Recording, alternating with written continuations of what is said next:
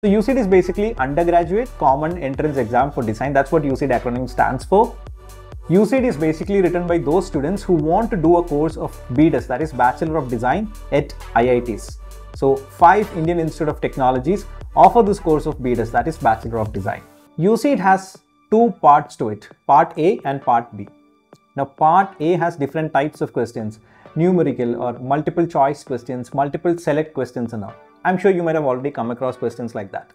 So after you write your Part A, there is a Part B to it. Now Part B is the drawing part.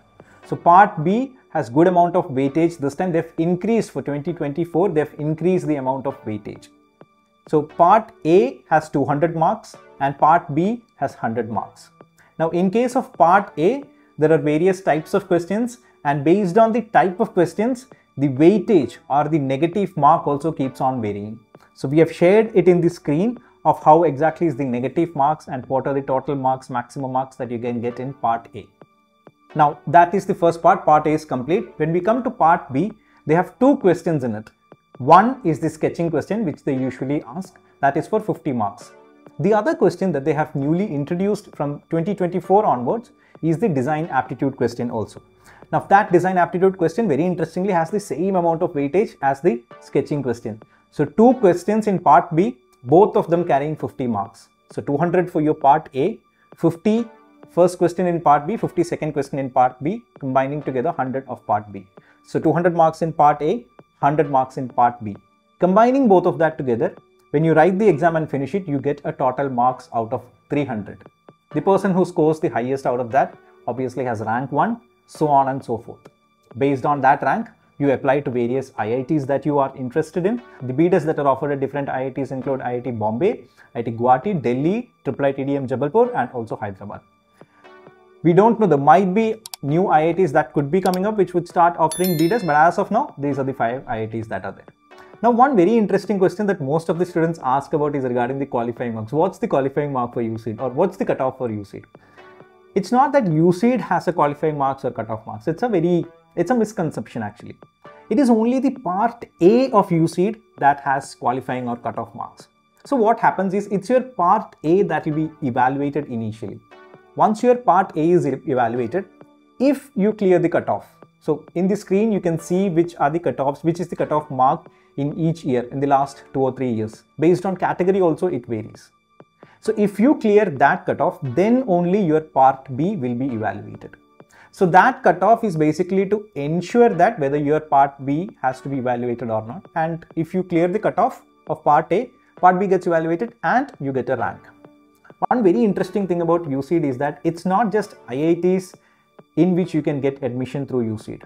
So those are the participating institutes. 5 IITs are called the participating institute. So IIT Bombay conducts UCEED. All the IITs, including IIT Bombay, the 5 IITs that I talked about, combining all of them together, they take part in the counseling. But there are also some institutes which are called as result sharing institutes. These result sharing institutes will actually take your UCEED scores. So where do you find that? If you go to the UCEED website, you can find which are the result sharing institutes. Now, when I talk of the cutoffs, please make a point that these cutoffs keeps on varying from one year to another. Huge variation could be there. So please do not look at the last few years cutoff and decide that in 2024 it's going to be something like this. No, it varies. There is a specific formula for that, and based on that only they arrive at the cutoff. So if the results are coming on March 8th, the cutoffs I think would be released probably 1 week ago or so.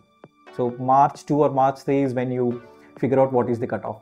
So you will write exam on January 25th, and then in March only you will be able to figure out what is the cutoff. Okay.